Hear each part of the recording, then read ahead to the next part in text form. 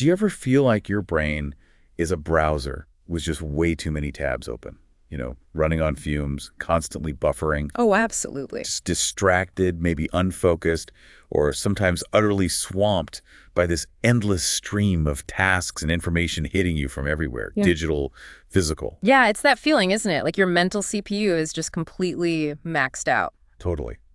Like you're trying to juggle, I don't know, a dozen flaming torches, and someone just keeps tossing more at you. And often without clear instructions either. Exactly. That sensation, that cognitive overload, where your mind feels like a really cluttered desktop instead of, a clear workspace, it's incredibly common today. It feels like the default state sometimes. It really does. And our brains, they're amazing, but they're fundamentally focusing tools, right? They're not really built to be storage devices. Okay. So when we try to use them to remember and track all those tasks, those commitments, those open loops, as David Allen calls them, it just consumes a huge amount of mental energy. Which leads to... Well, distraction, anxiety, and you can actually feel your performance drop.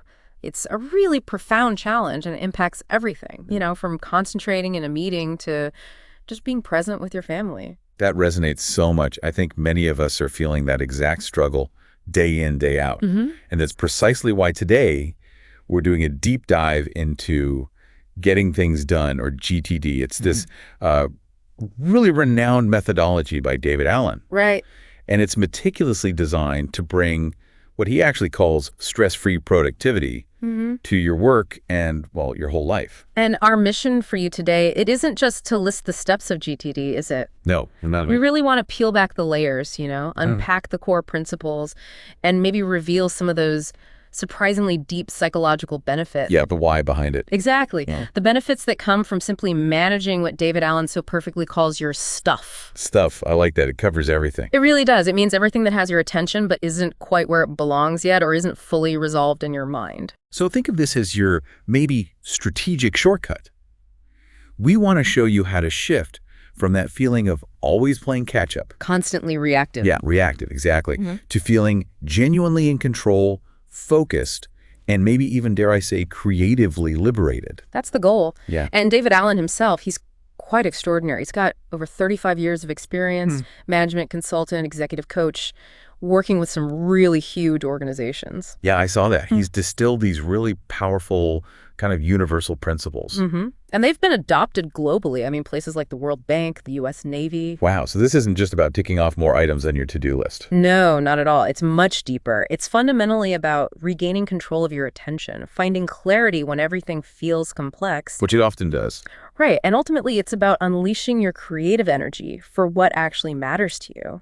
And what I find really compelling about his approach is how grounded it feels. It's got this real-world authenticity. Absolutely. Before he became the productivity guru, his background was incredibly varied. Yeah. Like what? Well, he was a schoolboy actor, a debating champion, a karate teacher. No way. Even a taxi driver, and he managed a lawn service agency. Okay, that's quite the mix. It really is. And that diverse background, I think it infuses his advice with this really practical, sort of non-self-important quality. Yeah, it doesn't feel preachy. Not at all. It makes it genuinely applicable to almost anyone, whatever your job or life stage. He's not just theorizing, he's distilled wisdom from all those different experiences. You can really feel that coming through in the material. So, okay, let's kick things off by setting the stage. Why is a system like GTD not just a nice to have anymore, but maybe a genuine imperative in how we live and work now? Hashtag the new reality and the imperative for a new system. The whole landscape of work and life, it's just undergone this huge shift, hasn't it? Seismic is the right word, yeah. Yeah. We've moved so far from, say, the assembly line model, where tasks were often pretty repetitive, predictable. Right, you knew what you were doing each day. Exactly, to what Peter Drucker called knowledge work way back. And what does that actually mean for us, day to day? Well, it means everything's changed, right? It means a fundamental transformation. Those traditional office hours, they feel almost quaint now. Yeah. A relic of the past. We're operating in this world of really blurred boundaries. Globalization, virtual teams. You could have colleagues in Hong Kong, partners in Estonia, clients all over. Different time zones constantly. Right. And that inherently creates this always-on conundrum. The lines between work life and personal life just keep dissolving. Thanks to our phones, our watches. Our omnipresent connectivity, yeah. And there's this explosion of potentially meaningful data, accessible information, which is great. It offers huge value. Right. But it simultaneously creates this unprecedented pressure, this feeling that you have to be perpetually responsive. And it's not just the where and when of work blurring, is it? Our jobs themselves seem to be in constant flux. David Allen calls it morph mode. That's such a great term for it. Responsibilities, goals, they're shifting all the time, sometimes weekly, maybe even daily. Yeah. We're often more like free agents now. People change careers, need to acquire new skills far more often than, say, our parents' generation did. That's true. Even if you've been in your field for decades, the expectation is always growth, adaptation, taking on new stuff, often stuff that isn't even clearly defined yet. Precisely. And this fluidity, it goes beyond just our jobs. How so? Well, think about the sheer speed of change in our culture, our lifestyles, technology. It means individuals have to take much more proactive control of their own unique personal situations. Like what kind of situations? Well, maybe suddenly managing elder care for a parent. Or perhaps an adult child comes back home unexpectedly without a job. Or you're grappling with a sudden health issue. Right. Life throws curveballs. And these personal shifts seem to be happening more frequently now, often with bigger consequences, and they all demand this heightened level of personal control, proactive management.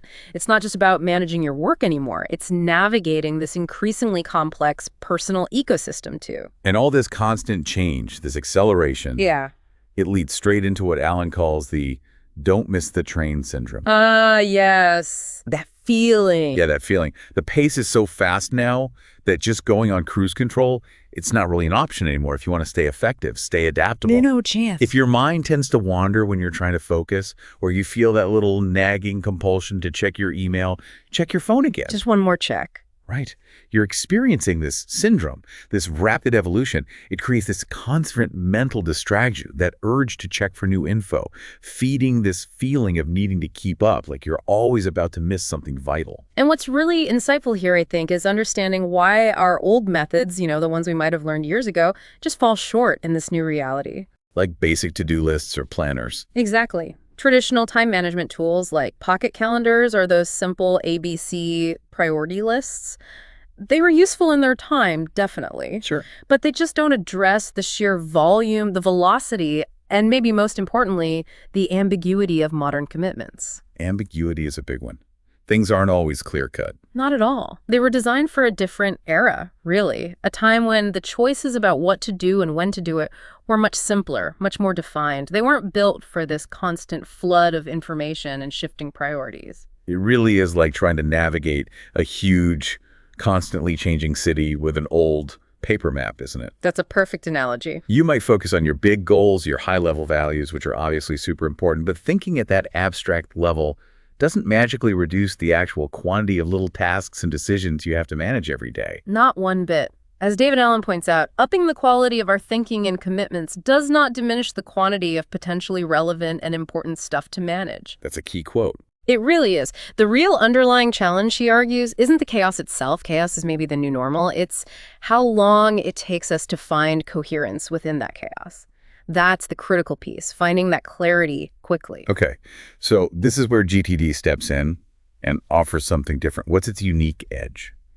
Well, it fills this really crucial, often overlooked gap. It offers a coherent, systematic approach that actually functions at the precise level where work happens. Down in the trenches. Not just high-level theory. Exactly. It's robust enough to handle, as we said, potentially hundreds of new inputs daily.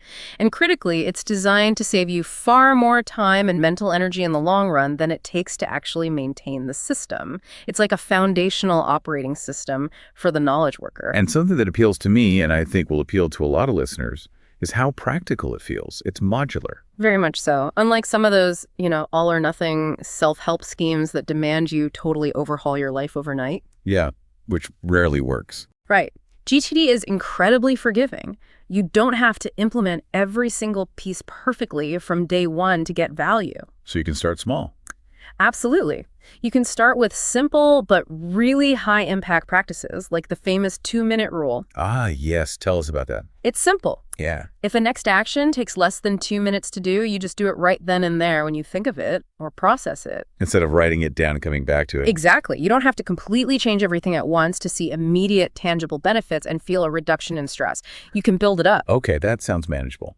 And the core idea behind why this works. The really profound core concept is the idea of the external brain. Okay, intriguing. It's built on the premise we touched on earlier. Yeah. Your conscious mind is a powerful focusing tool, but it's not a reliable storage place. Right, limited RAM. Exactly like that.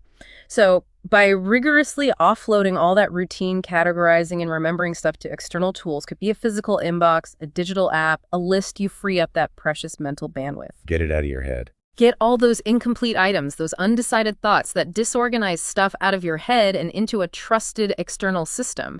That act alone allows your mind to be genuinely creative, fully present, and strategic. And this isn't just a hunch. Oh no, this isn't just anecdotal. This fundamental idea has been really powerfully validated by recent research in cognitive science. Ah. Yeah, it unequivocally demonstrates that the burden, the cognitive load of constantly keeping track of unfinished commitments actively hampers our mental processes. It diminishes overall performance. It creates this pervasive background noise that just saps your energy without you even realizing it sometimes. Hashtag tag the core GTD workflow, the 5 steps to mastering workflow. So if that's the problem, the overloaded brain, the cognitive drain, what's the solution state? What does GTD aim for? David Allen calls the desired state mind like water. Mind like water. Okay, sounds zen. It does sound a bit zen, but it's not just a poetic metaphor. It's an aspirational but achievable ideal state. It's where your mind is profoundly clear. It's capable of focused, productive, and genuinely creative activity. So like being fully present. Exactly. Imagine being completely present all here without that constant low hum of mental distraction in the background. He compares it to how a highly skilled martial artist reacts appropriately, instinctively, without internal debate or hesitation. Okay, I can see the appeal. And for anyone who's ever felt seriously knocked off that state, when you feel utterly out of control, stressed out, unfocused, maybe bored, or just plain stuck. Which is most of us, some of the time. Right. GTD provides a concrete, repeatable method to systematically get back to that clear mind. It's about reactivating all your cognitive resources so they can work optimally again. It lets you recover that productive flow, that sense of maybe effortless engagement. So digging a bit deeper, what are the core objectives GTD is trying to achieve to get us to that mind-like water state? At its heart, there are 3 core objectives.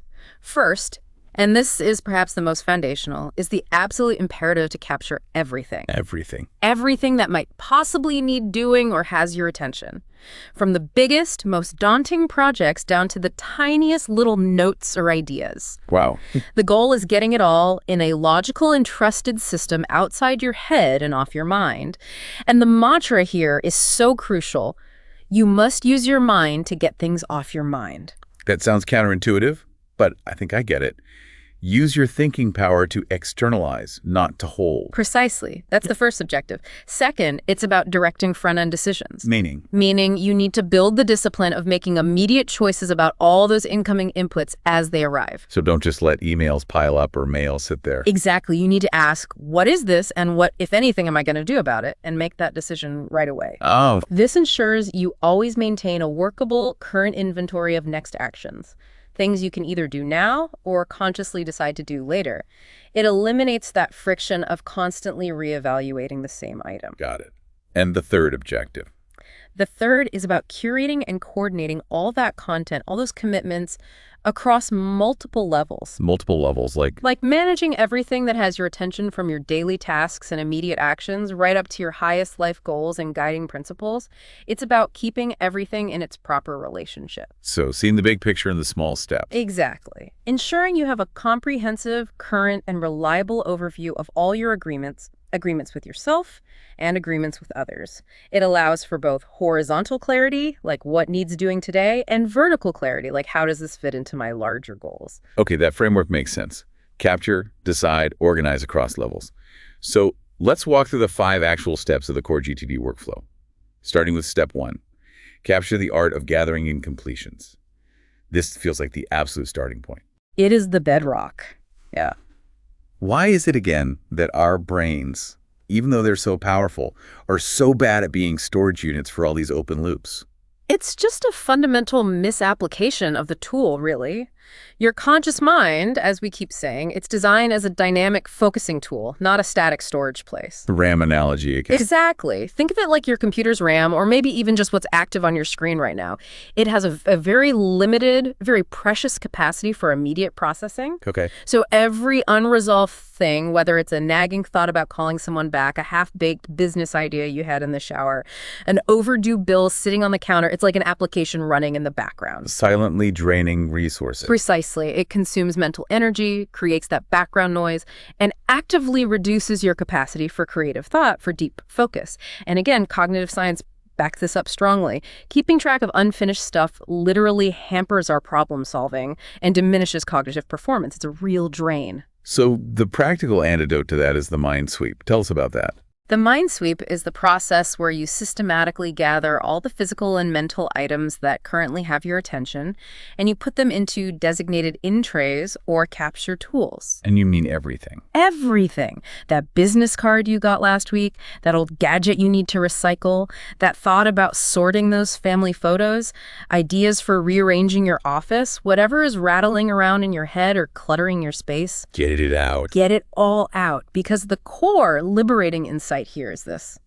You can only feel good about what you're not doing when you know everything you're not doing. Ooh, say that again. That's powerful. You can only feel good about what you're not doing when you know everything you're not doing.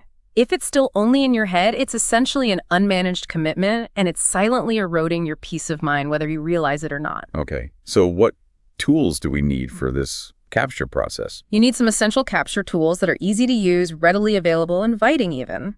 Basic stuff, really. Physical paper holding trays, David Allen recommends at least 3. In, out, and maybe a work in progress tray. Okay, simple trays. Plain letter-sized paper.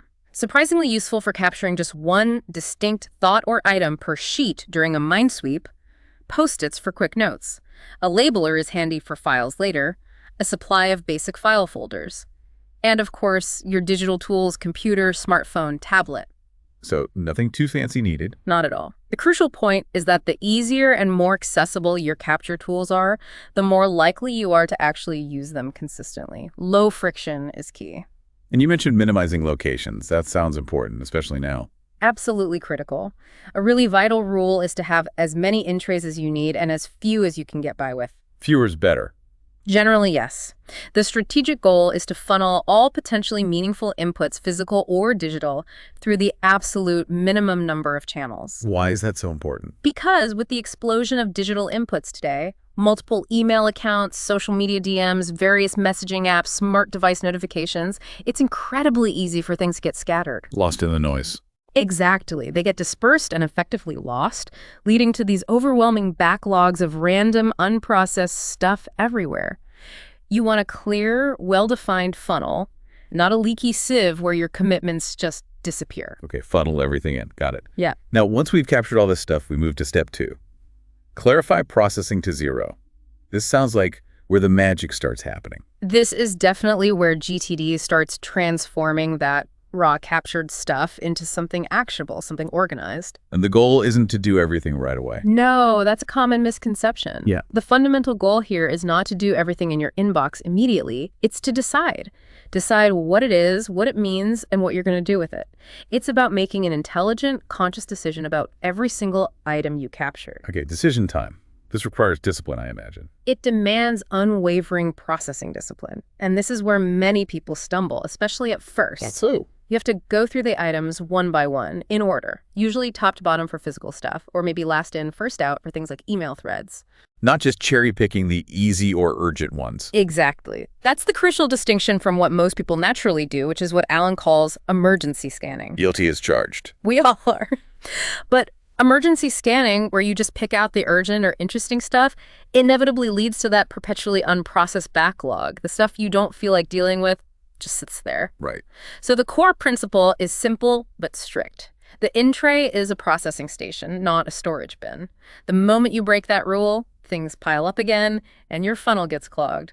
Nothing can flow through until it's cleared. A clogged drain. Good analogy. And there's a golden rule here, too. An absolutely golden rule. The one-way path out. Simply put, never put it back in. Never. Never. Once you pick up an item from your in-tray, physical, paper, email, whatever, a concrete decision must be made about its next step, and it must move out of in. So no picking it up, thinking, later, and putting it back. That habit, which feels harmless, is a direct recipe for overflowing in-trays and that feeling of never being caught up. You have to establish a clear forward path for every single input. No U-turns back to in. Okay, that's a clear directive. This leads us to the real core of GTD, doesn't it? The next action question. This is the absolute linchpin, the heart of the methodology, defining the next action. And what exactly is a next action?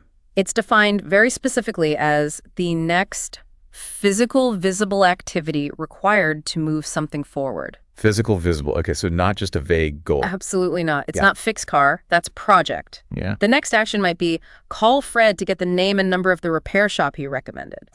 Specific. Or not budget meeting. The next action might be draft initial thoughts for the budget meeting agenda for Susan to review. Got it. Concrete. And what's fascinating and often feels counterintuitive is that so many projects stall out precisely because this single, specific, concrete next action isn't identified. Really? Just that one small step. Yeah.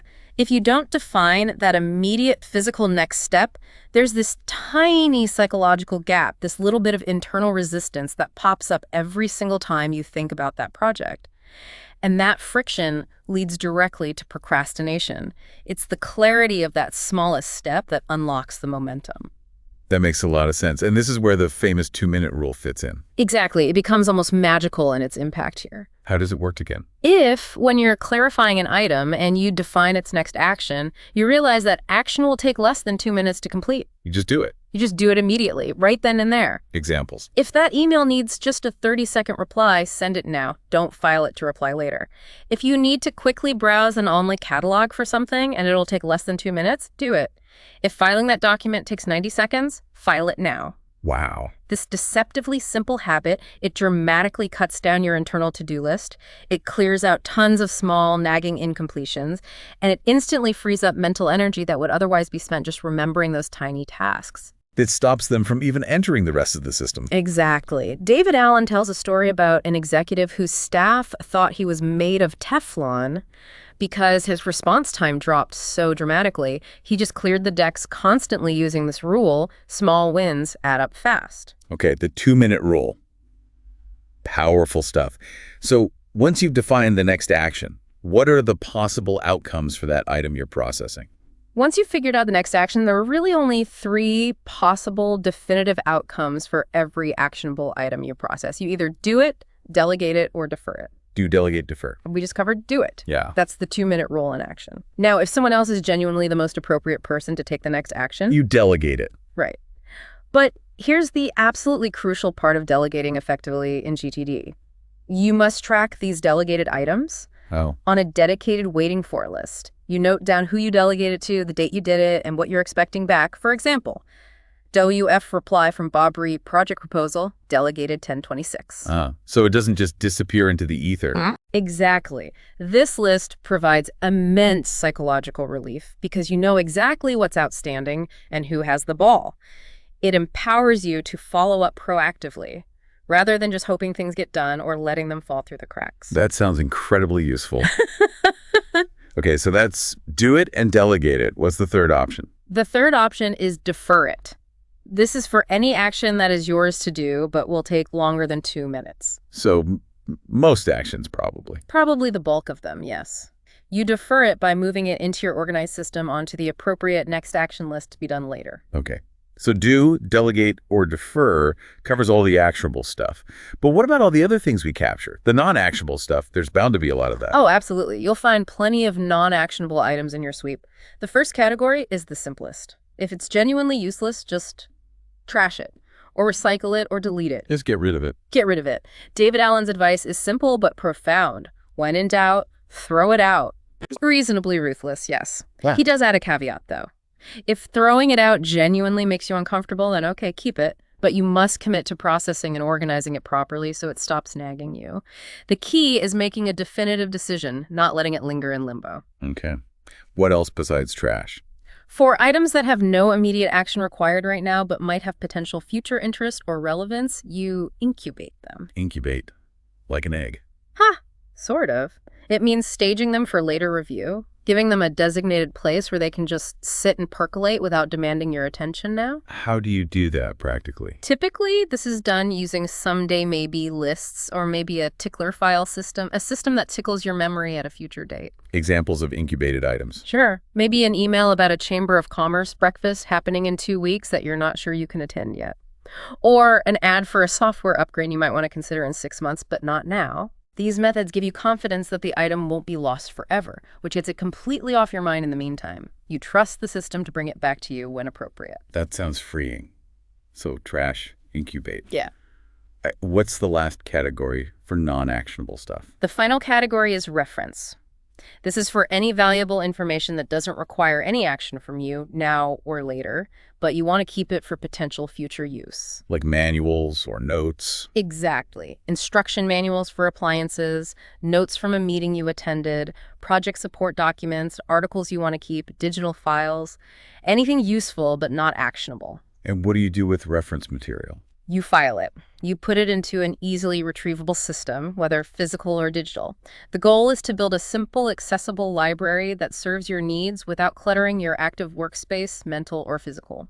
And again, the easier it is to file, the more likely you are to actually do it. Okay, that clarify step is intense, but makes so much sense. Decide. Actionable, do, delegate, defer, or non-actionable, trash, incubate, reference. Once we've done that for everything in the in tray, we move to step 3, organize creating your external brain. Exactly. This is where you build the actual structure, the system that holds all these decisions, commitments, plans, the trusted system you've offloaded everything onto from your mind. And the core principle of organization here. It's simple, but incredibly profound. Being organized means simply that where something is matches what it means to you. Say more about that. It means the system should be intuitive. When you look for something, its location should make sense based on what that thing is or what it represents to you. It's not about adhering to some rigid, externally imposed complex system. It's about creating categories that resonate with how you think and work. It needs to feel natural. Okay, intuitive accessibility. So what are the key buckets or categories in this organized system? The absolute cornerstone of the organizational system is your projects list. Projects list, not a task list. No, critically different. A project, in GTD terms, is any desired outcome that requires more than one action step to complete. Ah, okay. More than one step to project. Exactly. Whether it's plan vacation to Italy, implement new CRM software, organize the garage, or write the quarterly report, if it takes multiple actions, it's a project. And this list holds all of them. It's your master inventory of all those desired outcomes. It serves as a compilation of finish lines, a constant, reliable reminder of everything you're committed to achieving eventually. You don't do a project, remember, you only do action steps related to it. Right. This list ensures that all your projects stay on your radar, prompting you to regularly define the next action for each one so nothing just silently slips away unfinished. Okay, the projects list keeps track of the finish lines. Where do the actual steps, those granular actions, live? They live on your contextual next action lists. These are the real workhorses of your daily activity. These are your lists of truly actionable items. Contextual meaning. Meaning they're grouped by the context required to do them.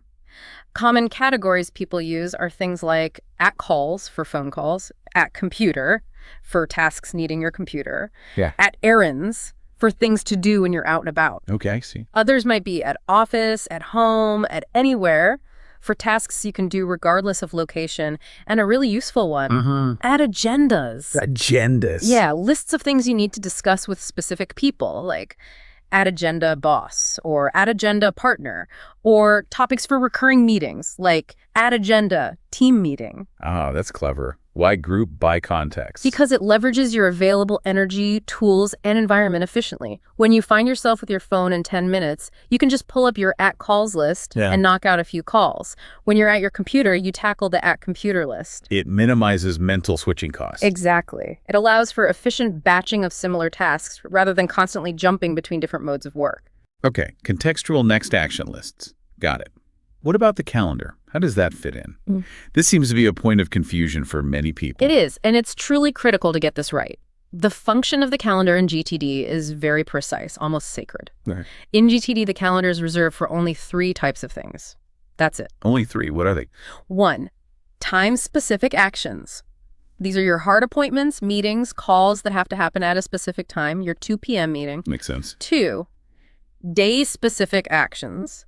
These are things that need to happen on a particular day, but not necessarily at a specific time, like call Miyoko on Friday. The day matters, the exact hour doesn't. Okay. And 3, day-specific information. This is stuff you just need to know or see on a certain day, like taxes due in 1 month, or Sarah's birthday, or a reminder about a child's school play that evening. Information relevant to that day. So appointments, things due on a specific day, and info for a specific day.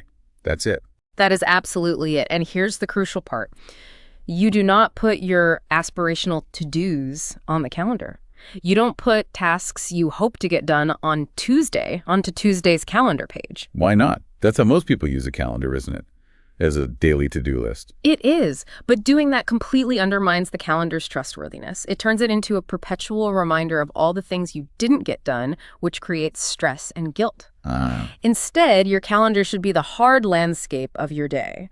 It should only show what absolutely must happen at a given time or on a given day. Everything else, all your optional tasks, live on your next action lists.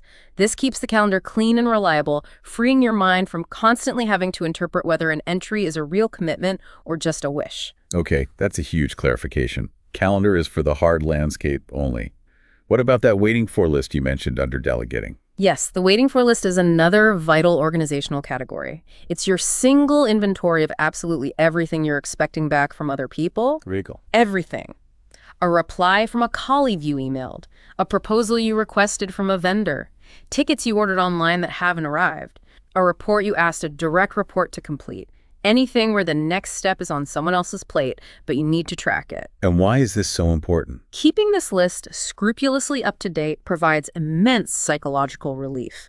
You know what you're waiting on. You're not just hoping you remember. It stops things falling through the cracks. Exactly, and it helps you follow up proactively and appropriately. It shifts you from being a passive recipient of others' actions to an active manager of those external dependencies. It really reduces worry. I can see that. Okay, next category. Someday maybe lists.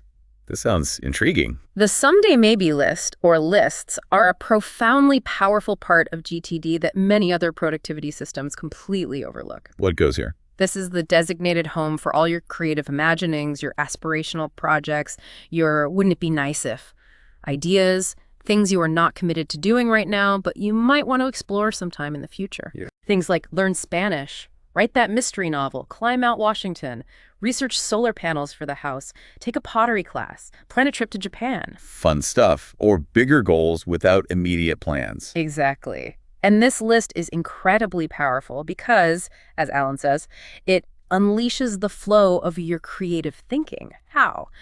By giving you conscious permission to capture and envision these possibilities without the burden of immediate commitment. So you don't feel guilty for not doing them now. Precisely. It gets these intriguing but non-urgent thoughts out of your active mental space, allows you to capture them safely so they're not lost, and lets you revisit them later when you have the bandwidth, the resources, or the inspiration strikes. It clears the decks for current work while honoring future possibilities. Love that. Okay, what about all that reference material we decided to keep? Where does that go? That goes into your general reference filing system. This needs to cover both your physical papers and your digital files. And the key here is utter simplicity and ease of retrieval. It should be incredibly easy to access. An AZ alphabetical system by topic, person, project, company is often the most effective for general reference because it requires minimal thinking to file or find something. no complex category trees. Generally, no. For most general reference, simple AZ is best. Yeah. The absolute non-negotiable goal, as we mentioned, is that it should take you less than 1 minute to file something away properly. Less than a minute. Wow. If it takes longer than that, you'll inevitably resist filing. Things will pile up, and you'll create that amorphous content that generates psychological noise and physical clutter. It breaks the whole flow. And you mentioned a digital black hole. Yes. David Allen specifically warns about this. Digital storage feels infinite, and it's tempting to just save everything without organizing it. But it can quickly become a black hole where information goes to die. Hard to find things again. Exactly. So even with digital files, you need a simple structure, and crucially, you need regular review, purging, and reorganization to maintain a coordinated, trustworthy overview of your reference material. The power is in retrieval, not just storage capacity. Good point. Okay, one last organizational tool, checklists. Yes, checklists are highly valuable within the GTD framework. For what kind of things? For any kind of consistent procedure you want to ensure is done correctly every time, maybe a computer backup process checklist for your home office, or a meeting preparation checklist for your weekly team meeting. Repetitive tasks. Repetitive tasks, yes, but also for navigating entirely novel or complex situations where you need to ensure thoroughness and not miss a critical step. Think of a pilot's pre-flight checklist. Oh. They provide a vital framework of control. They allow you to manage complex or routine activities with much less conscious effort and minimal risk of forgetting something important. They free up your mind to focus on the content or the unique aspects of the task rather than remembering the routine steps. Okay, that organized step is huge. Projects list, contextual next actions, calendar, hard landscape only, waiting for someday maybe, reference, and checklists. That's the external brain structure. Now, building it is one thing, but keeping it current and useful. That leads to step 4. Reflect the power of the weekly review. This sounds critical. It's not just critical. David Allen calls the weekly review the master key to the entire system. The master key. Wow, Right. absolutely. It's the linchpin that holds everything together. It's the dedicated time where you step back, look at the whole system, and get clean, clear, current, and complete. It's how you maintain control, clarity, and that relaxed focus over time. Without it, the system eventually degrades. So what exactly is the weekly review? Think about that feeling you get right before you go on a good vacation. Okay, feeling prepared, everything handled. Exactly. You usually make sure your desk is clear, loose ends are tied up, you've told people what they need to know. You clean up, close up, clarify, organize, and renegotiate all your agreements with yourself and others so you can truly relax and be present on vacation. The weekly review allows you to achieve that same feeling of being on top of everything, but on a weekly basis. It brings you back to that state of clarity and control regularly. Okay, I want that feeling weekly. So what's involved? What do you actually do during a weekly review? It involves 3 main phases: get clear, get current, and get creative. Okay, break those down. Get clear. Get clear means gathering up all the loose ends that have accumulated since your last review. Collect all loose papers, notes, receipts, business cards, anything not processed yet, and put it into your in tray. Process your email inboxes down to 0, empty your voicemail, text messages. Then, crucially, do a thorough mind sweep to capture any remaining thoughts, ideas, worries, or tasks still rattling around in your head. Process everything to 0 again. Yes, get all potential stuff out of the environment and out of your head and into the system, ready for clarification and organization. Okay, that's get clear, then get current. Get current is about reviewing your existing system components. Review all your next actions lists, mark off things you've completed, update any actions, add any new follow-ups that occur to you. Scan your past 2 or 3 weeks of calendar entries. Did anything happen that requires a follow-up action or generated reference info you need to file? Then review your upcoming calendar, look ahead for the next few weeks. Are there any appointments you need to prepare for? Any deadlines looming that require action now? Looking back and looking forward. Exactly. And very importantly, review and update your waiting for list. Has anything come in? Do you need to follow up on anything that's overdue? Get that list completely current. Okay, clear, current, and then get creative. This sounds different. It is slightly different. Get creative involves reviewing your bigger picture commitments. The main part is reviewing your entire projects list one by one. Every single project. Every single project. Yeah. For each one, ask, is this still relevant? Is it complete? And most importantly, does this project have a defined next action associated with it right now? If not, define one. Making sure every project can actually move forward. Precisely. You might also browse through your project support materials for ideas or reminders. And you should definitely review your someday maybe list. Maybe something is ready to become an active project now.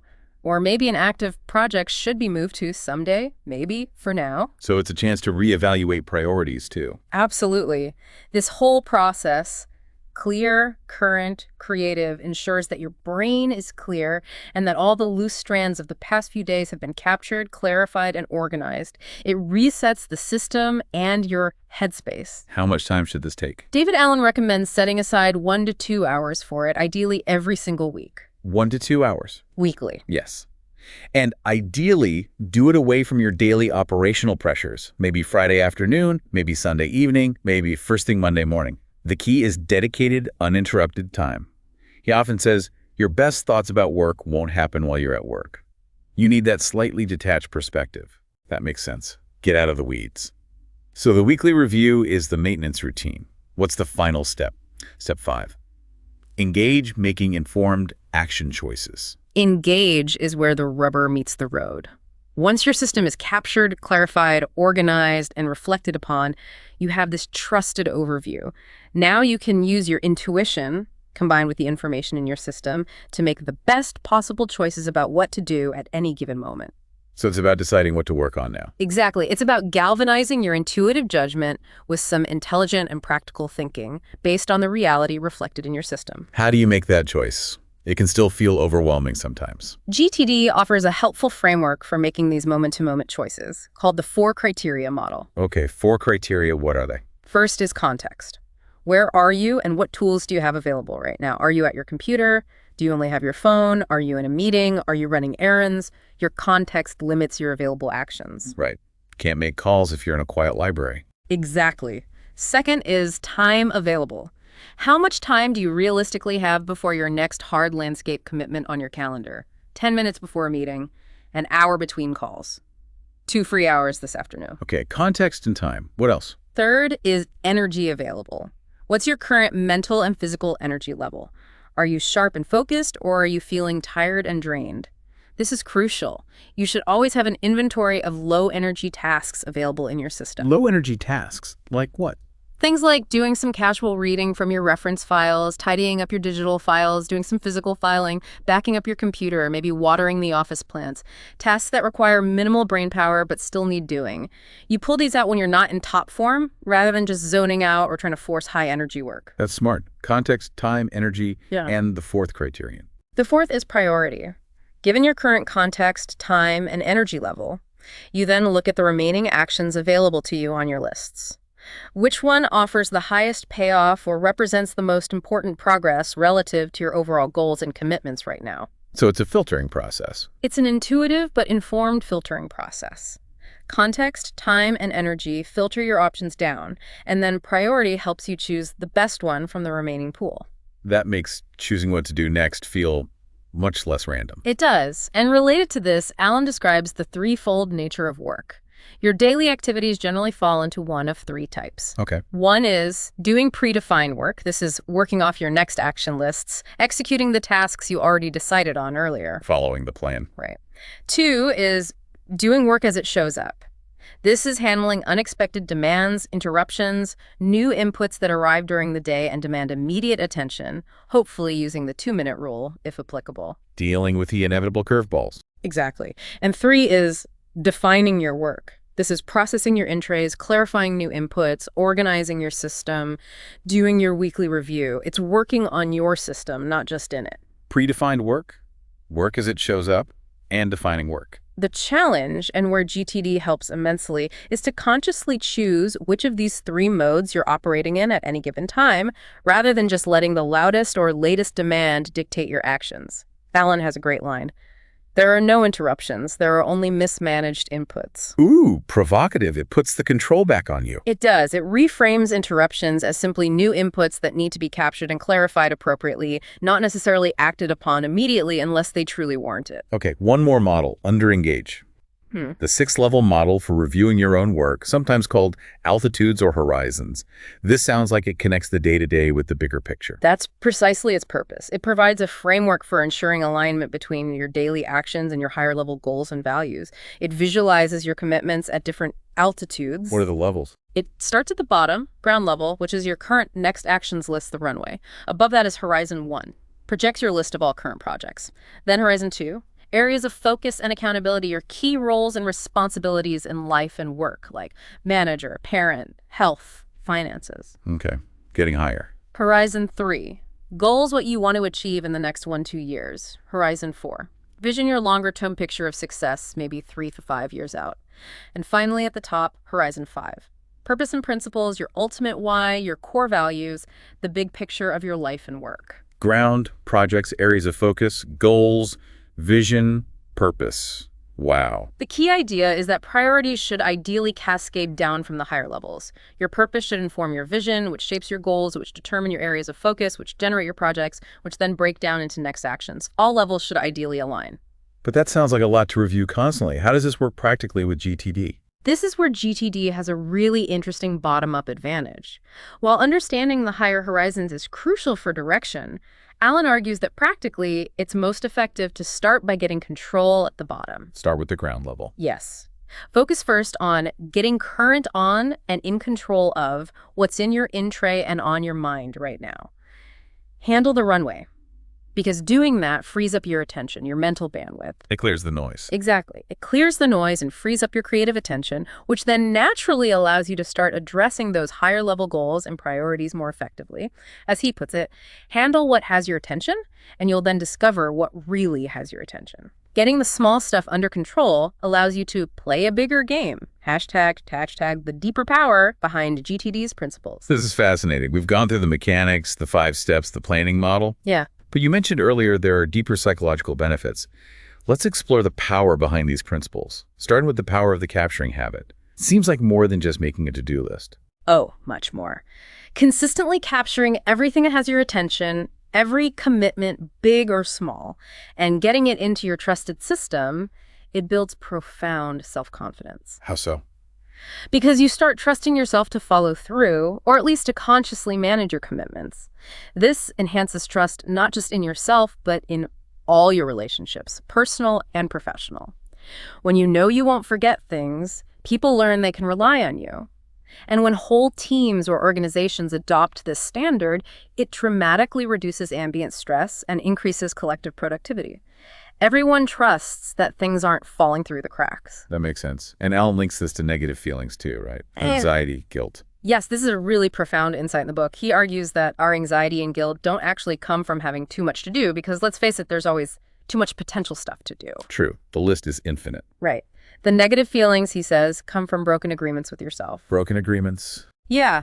Every time you tell yourself you should do something or ought to remember something, and then you don't capture it or you don't follow through or you just let it drift, your psyche registers that as a broken agreement. And those broken agreements accumulate, creating that background hum of guilt and anxiety. Wow. Okay. So how does GTD fix that?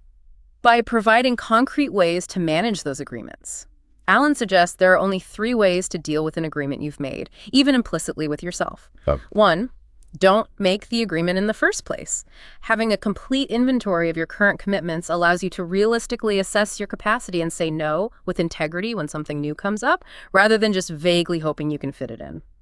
So realistic boundaries. Exactly. 2, complete the agreement. Just do the thing. Especially those 2-minute actions, completing them provides an immediate psychological win, closing the loop and fulfilling that micro agreement. Okay, don't make it or do it. What's the third? 3, renegotiate the agreement. This is where the weekly review is so powerful.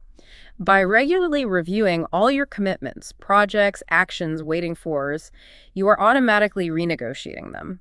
You either decide to act on them or you consciously decide to defer them or even drop them.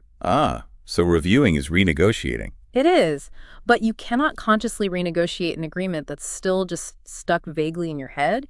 You have to have it captured and organized externally to manage it properly. This ties back to cognitive load too, doesn't it? Absolutely. Reiterate that core idea. Anything that is held only in your head will take up either more or less attention than it deserves. Yeah. Those uncaptured, undecided incompletions create constant psychological noise and actively reduce your available mental bandwidth for focused work and creative thinking. Capturing frees that up. Okay, the power of capturing is clear. What about the power of the next action decision? That specific focus on the next physical step seems key. It's arguably the most transformative habit in the whole system for unsticking things. David Allen actually talks about his vision of what's the next action, becoming a universal query. Imagine meetings ending not with vague intentions, but with everyone clear on the immediate next physical step and who owns it. That would change a lot of meetings. Wouldn't it just? It forces clarity and accountability instantly.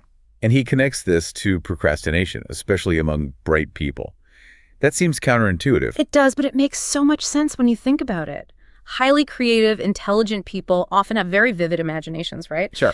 So when faced with a complex or ambiguous project, like, say, doing your taxes or writing a book, their powerful imaginations can conjure up all sorts of lurid nightmare scenarios of everything that might be involved, all the potential problems, complexities, effort. Creating overwhelm before you even start. Exactly. It leads to overwhelm and paralysis. They see the whole daunting mountain, not the first small step. So what's the GTD solution? Alan calls it intelligent dumbing down. You use your intelligence to intelligently dumb down your brain's perspective on the project. You deliberately stop thinking about the overwhelming whole and instead focus solely on breaking it down into the absolute smallest, simplest, next physical action. The tiny, doable step. Yes. You shift from thinking about doing your taxes to find accountant's phone number, or from write book to open new document and type potential chapter titles. This simple shift creates a real increase in positive energy, direction, and motivation because suddenly it feels doable. You can do that small step. It bypasses the overwhelm. Completely. And consistently applying this next action standard, it forces clarity, accountability, productivity, and empowerment, both for individuals and within organizations. As Alan says, when you start to make things happen, you begin to believe that you can make things happen. And that makes things happen. It builds momentum. That's powerful. Finally, let's touch on the power of outcome focusing. This seems related to defining projects clearly. It is. Defining specific projects, those desired outcomes requiring more than one step, and then their associated next actions, it's not just about being busy. It's about focusing your energy towards meaningful results. It addresses what Alan calls real quality of life issues. Getting the right things done, not just getting things done. Precisely. He references Stephen Snyder's insight about the two fundamental problems of life. Either, one, knowing what you want but not knowing how to get it, or two, not knowing what you want. And GTD helps with both. It does. Defining project outcomes helps clarify what you want, problem 2. Defining next actions helps you figure out how to get there, problem 1. Neat. And this links back to the natural planning model we discussed. That model validates how productive action naturally arises when you align your purpose, vision, brainstorming, organizing, and crucially, defining those next actions. It's how our brains are wired to achieve outcomes. And this focus on outcomes can change more than just individual productivity. Definitely. On an individual level, people shift from, complaining and victim modalities into outcomes and actions defined for direction. They feel more empowered. Less complaining, more doing. Right. And this can transform organizational culture, too, moving away from a constant fire and crisis siege mentality towards one of proactive high performance. When teams adopt GTD principles, it fosters clarity, shared accountability, responsible action, and the ability to consistently recalibrate as things change. It builds a more resilient and effective culture. #tag the art of project planning, the natural planning model. We touched on this earlier, but let's revisit the natural planning model in a bit more detail. You said it mirrors how our brains already work instinctively. Yes, that's the beauty of it. Our brain is actually a natural, innate planning machine. We instinctively go through a fairly complex series of steps for almost any task, even simple ones like getting dressed or deciding where to go for dinner. We just don't usually notice it. So this model just makes that unconscious process conscious and systematic. Exactly. It formalizes the 5 phases our brains naturally use when approaching any desired outcome, allowing us to apply them deliberately and more effectively, especially for bigger or stuck projects. Okay, let's recap those 5 phases again. Phase 1. Phase 1 is defining purpose and principles. This is the fundamental why. What's the real driving intention behind this? Why are we doing this project at all? Purpose defines success, and principles set the boundaries and criteria, things like budget, quality standards, ethical lines we won't cross. Why is starting with why so important? Because it clarifies everything else. It defines what success actually looks like, creates decision-making criteria, helps align resources, motivates everyone involved, clarifies focus, and often expands your options by opening your mind to the core intention. Alan's quote here is gold. If you're not sure why you're doing something, you can never do enough of it. Purpose prevents pointless activity. Got it. Phase 2? Phase 2 is outcome visioning. This is the what. Creating a clear, vivid, detailed picture mentally or written down of what success looks, sounds, and feels like when the project is totally finished. What's the ideal scene? Why does visualizing matter so much? It powerfully engages your brain's reticular activating system, the RAS. Think of the RAS as your brain's built-in filter or search engine.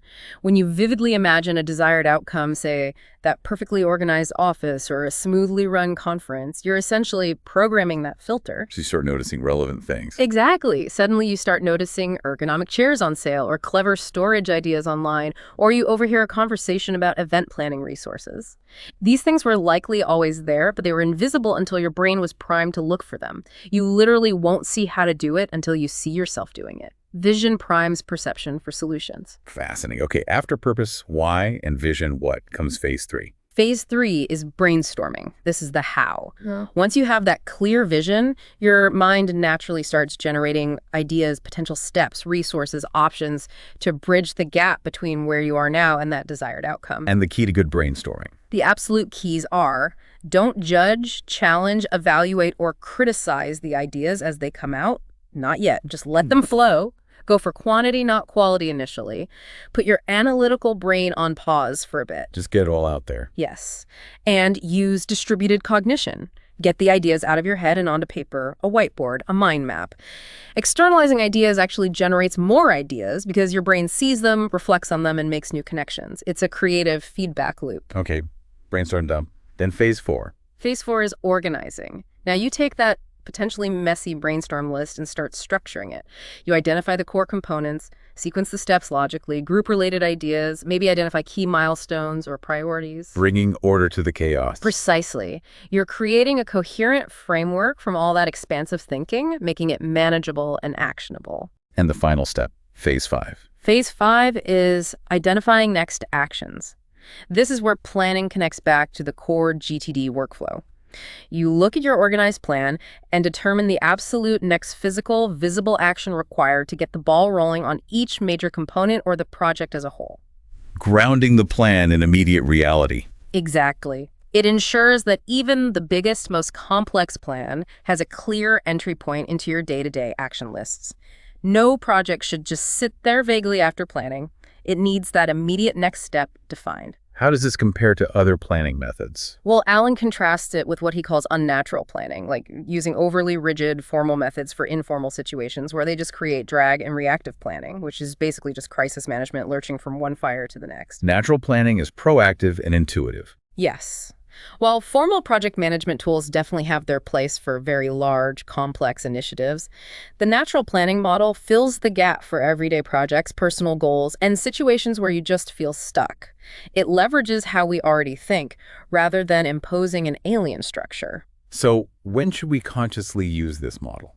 Anytime you have a project that feels new or stuck or that could simply use some improvement, planning a wedding, starting a small business, tackling a complex work assignment, even planning a difficult conversation. If it feels ambiguous or overwhelming, running it through these 5 phases can bring incredible clarity and momentum. What tools help with this kind of project thinking? Both physical and digital tools can be really helpful, often used together. For physical tools, things like large easel pads or whiteboards are fantastic for brainstorming and organizing. They give you lots of space, make it collaborative if needed, and serve as a visual anchor. Seeing the big picture. Yeah. And sometimes even simple handwritten notes or physical files for a project can provide valuable context memory jogs just by their physical presence, something digital can sometimes lack. And digital tools. Obviously, word processors, spreadsheets, presentation software are good for more formal plans. But for the informal planning, brainstorming, and organizing stages, mind mapping and outlining applications are incredibly powerful. Why those specifically? Because they provide a structure that's both flexible and hierarchical. You can quickly capture ideas, rearrange them, group them, expand on them. It mimics the fluid nature of thinking really well. Often, a good mind map or outline can feel like sufficient organization for many projects without needing heavier project management software. But you mentioned the digital black hole risk earlier. Yes, the crucial caveat remains. Digital tools make it easy to save everything, but that can lead to digital clutter and losing track of what's truly active and important. So discipline is still needed. Absolutely. You need regular review, purging, and reorganization of your digital project support materials. The goal is always to stay focused on the project outcome, not get lost managing the tool or drowning in digital information. The software should support the thinking, not become the main focus. Tag implementing and mastering GTD. Okay, we've covered the philosophy, the steps, the planning. Let's say someone listening is convinced they want to implement GTD. How do they actually get started? What's involved in setting up your system, the practical foundation? The first recommendation David Allen makes, and it's a big one, is to dedicate a significant block of contiguous time for the initial setup. Contiguous, like uninterrupted. Yes. Ideally, he suggests blocking out 2 full days. Back-to-back as possible. 2 whole days. That sounds like a lot. Why so much time up front? It sounds like a lot, but it's crucial because you're likely dealing with years of accumulated open-loop stuff in your head, in piles and overflowing inboxes. Trying to do the initial deep capture and clarification piecemeal, squeeze between daily tasks, is incredibly difficult. You'll keep getting interrupted. Exactly. The concentrated effort prevents interruptions from derailing the intense mental energy needed to process that large backlog. While doing any GTD activity helps, dedicating that focused time to get everything captured, clarified, and organized down to ground zero provides an unparalleled sense of control and accomplishment right away. It clears the decks in a way that chipping away at it rarely achieves. So it's an investment. Where should you do this? Many successful GTD implementers, especially busy executives, actually do it over a weekend or even go off-site, away from their usual environment and its distractions. It really helps create the necessary focus. Okay, dedicated time. What about space? Do you need a specific setup? Having an ideal workspace is genuinely important. A dedicated, individual, self-contained workspace is key, whether that's at home, at work, or even a well-organized mobile setup if you travel a lot. What does that space need? At a minimum, a clear writing surface, your physical in-tray readily accessible, and your core digital tools easily at hand. Even for people who work primarily virtually, having a physical home base for processing inputs, a central hub, is really beneficial for grounding the system. And if you share space? That's a great point. Establishing separate, respected workspaces, for example, for couples sharing a home office, can subtly relieve a lot of stress and friction just by creating clear boundaries for where each person's stuff lives and gets processed. Good tip. What about the actual essential tools? We mentioned some before. Yeah, let's list them out for setup. The good news is they're mostly basic and inexpensive. You need physical paper holding trays, in-out, maybe work in progress, a stack of plain paper, letter, or A4, Post-it notes, a simple label maker, very helpful for files, a good supply of file folders, manila folders are fine, a reliable calendar, digital or paper, well-placed wastebaskets, recycling bins, and your core digital devices, computer, smartphone, tablet. Pretty straightforward. What about choosing an organizer? Like software versus paper. People get hung up on this. They really do. And David Allen is incredibly pragmatic about this.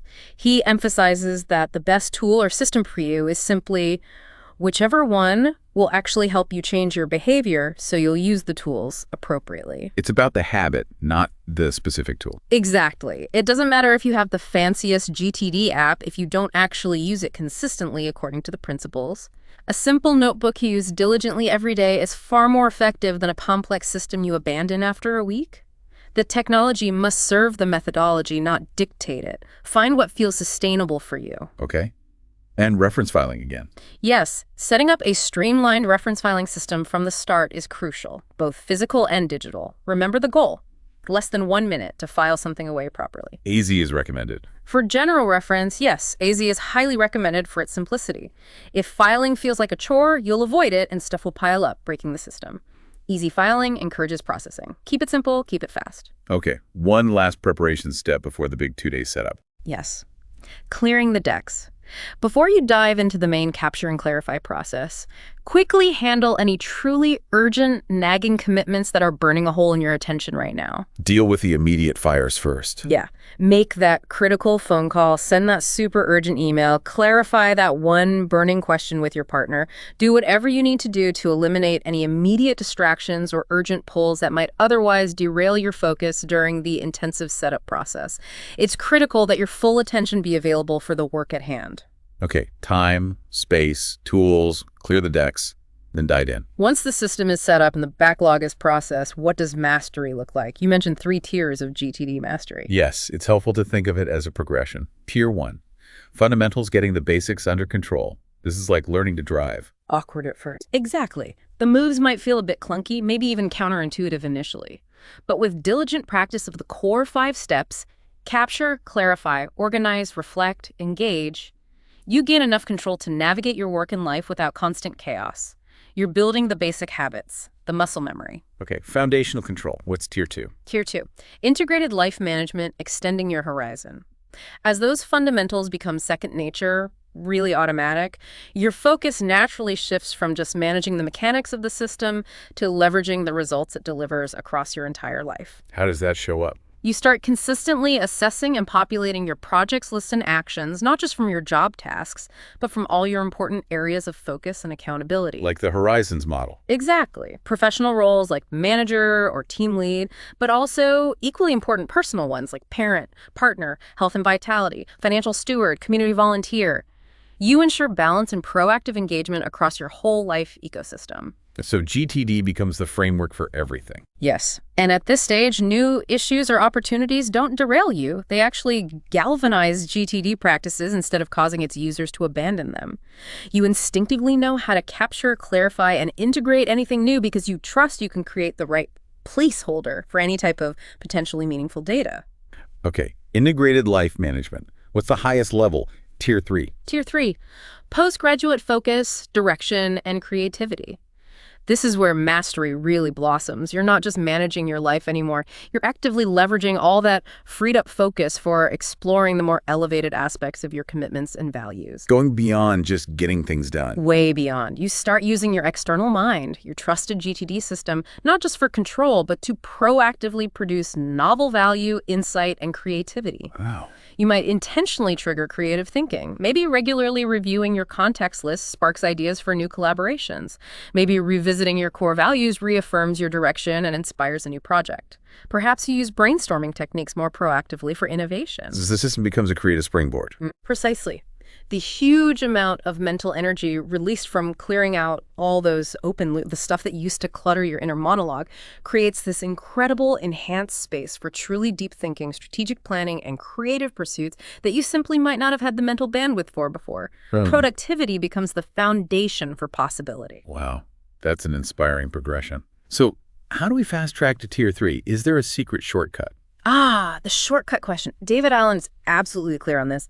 There are no shortcuts to achieving this kind of consistent mastery. No hacks. No hacks. It's a solid progression. You can't leapfrog the stages. You simply can't maintain that integrated tier 2 sense of week-to-week control if your email inbox is constantly overflowing, or if you haven't properly captured and clarified all 75 of your active projects. The foundation has to be solid. It's a continuous practice, not a one-time fix you can forget about. But that sounds a bit daunting, like you have to be perfect. Not at all. And he offers immense reassurance on this point. Even small, consistent applications of GTD principles bring immediate benefits. Just rigorously applying the 2-minute rule for a day will make you feel better. Doing a quick 10-minute mind sweep to capture a few nagging thoughts will bring relief. So start where you are, do what you can. Exactly. You'll feel better just by writing down a few more things that are swirling in your head. The ultimate goal, the true mark of mastery, isn't perfection, but rather the elegant equanimity with which you are engaged with all of them. Elegant equanimity. I like that. It means handling everything that comes your way, unexpected problems, exciting opportunities, family events, strategic shifts, personal desires, handling them quickly, smoothly, and in an appropriate context, leaving nothing on your mind other than what's present in the moment. That's the freedom GTD promises. That ability to shift focus fluidly without the background noise.